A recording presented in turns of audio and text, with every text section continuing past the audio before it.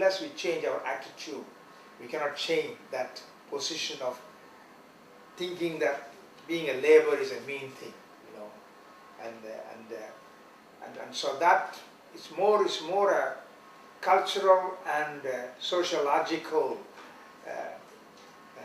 impact that resulted in treating a laborer lesser than somebody else. Supposing a woman works in my house, I have to treat her as a woman, as a person, not as a worker, as a servant. See? For example, a fellow came to pick up this rubbish every day, and during the season, festival season, I gave him a shirt and a trouser or whatever, and he said nobody thought about this to give me or help me, you know. He was so thrilled to know that somebody can respect him as a worker. You know what I'm trying to say? And so I think that attitude is not there in India. Whereas in other countries, in England or America or Africa, not Africa, Australia, Western developed countries, any labor is labor. See? But the other reason is this, that the wages that a laborer gets is not equal to his labor. You see what I'm trying to say? Yeah, so, whereas in other countries they have already regularized. If you want to have an electrician, he must be paid every day so much. That means he can live comfortably. He will have enough to live for himself and for his family. Whereas in our country, that's not the case. The labor is very far below the standard, you see. And so that is another reason why they don't want to become a laborer. They think this labor, being a laborer, is a very mean thing in the society.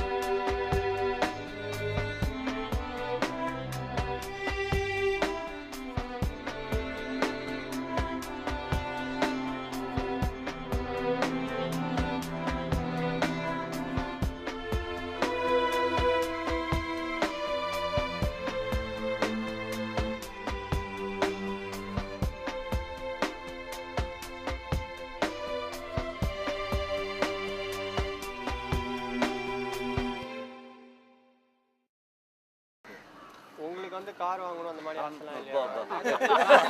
Cycle வாங்கவே எங்களால முடியல. அப்புறம் எங்களால பஸ்ல போறதுக்கு இடம் கிடைக்க மாட்டேங்குது. வந்து கிண்டல் பண்றது நாங்க வந்து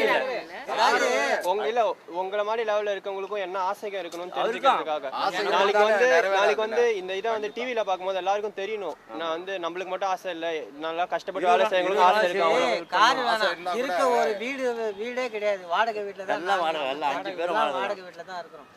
இந்த வருமானத்தை வச்சு நாங்க வாடகை கொடுத்தோன்னே சாப்பாடு சாப்பிட்டு பிள்ளைங்களையும் படிக்க வச்சுட்டு இருக்கோம்னா கஷ்டம் தான். யாருக்கிட்ட போய் நம்ம கேட்க முடியும்?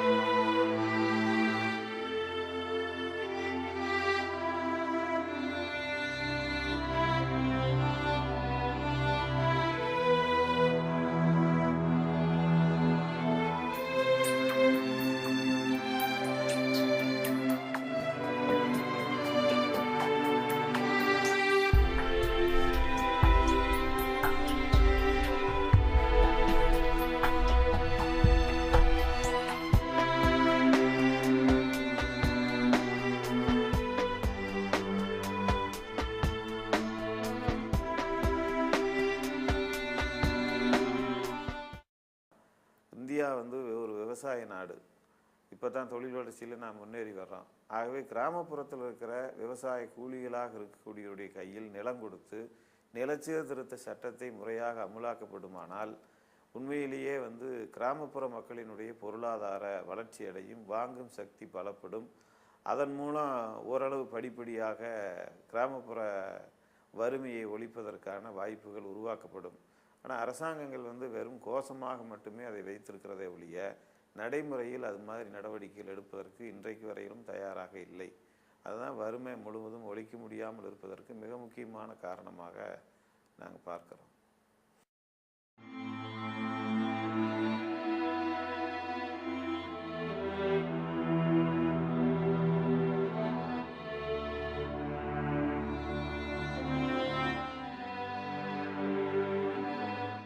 So both the sociological aspect and the way that society has been divided into different level of people on the basis of caste or background or education or whatever, that and thirdly because of the wages that are so poor and they don't want to work as a laborer if they want to get something.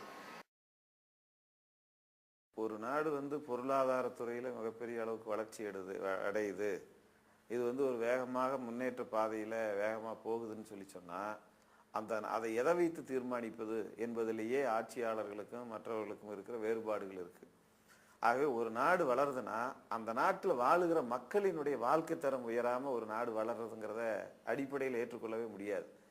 ஆகவே யாரோ வசதி படைத்த கொஞ்சம் பேர் சிறப்பாக பொருளாதாரத்தில் வளர்ச்சி அடைகிறாங்கிறத வச்சு ஒரு நாடு முன்னேற்ற பாதையில் போகுது, பொருளாதாரத்தில் முன்னேறுது அப்படின்னு நாம் வந்து மதிப்பீடு செய்ய முடியாது.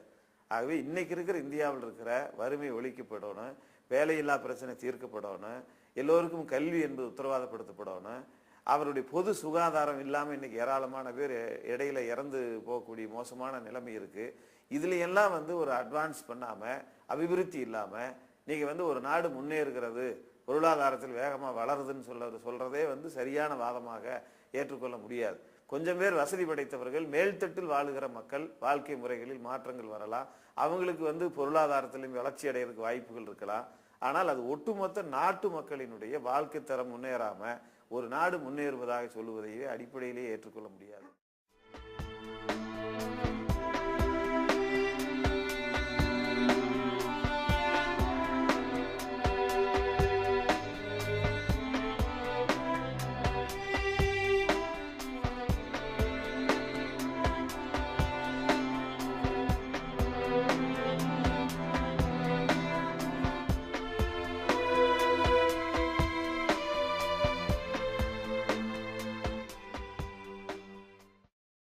இப்போ அரசாங்கத்தில் வந்து நீங்கள் சொன்ன மாதிரி இப்போ வீடு கொடுக்கும்போது உங்களுக்கு வேலை கொடுக்க மாட்டாங்க, அதனால கஷ்டமாக இருக்குது, அங்கே போனால் செலவுகள் ஜாஸ்தியாக இருக்குன்றீங்க.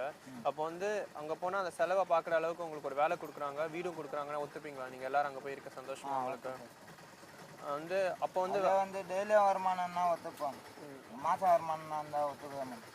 எதனால மாதம்? அப்புறம் எப்படி சார் குடும்பம் ஓடும்? வீட்டுக்கு சோறு என்ன பண்ணுவாங்க? அப்படி பார்த்தா நிறைய பேர் மாதம் வருமானம் வாங்கி குடும்பம் நடத்துகிறாங்கல்ல. அவங்க நிறைய பேர்னா அவங்க பணக்காரங்க இருக்கிறாங்க, மாதத்தில் ஒரு வாட்டி வந்து சம்பளம் இருக்குது. உங்கள் வீட்டில் இருக்கிறவங்க 4 பேரை சம்பாதிக்கிறது. உங்கள் குடும்பத்தில் எத்தனை பேருண்ணா? எங்கள் குடும்பத்தில் நாங்கள் 3 பேர் தான். 3 பேர். அப்போ வந்து எவ்வளோ இப்போ மாத சம்பளம் கொடுத்தா எவ்வளோ கொடுத்தா உங்களுக்கு வந்து போதுமானதாக இருக்கும்? மாதம் 4500 ரூபா கொடுத்தா போதும், போதுமானதாக இருக்கும். நீங்கள் அதை வச்சு வாழ்ந்துடுவீங்க அந்த கவர்மெண்ட் குவார்ட்டர்ஸில் கொடுத்தா கூட.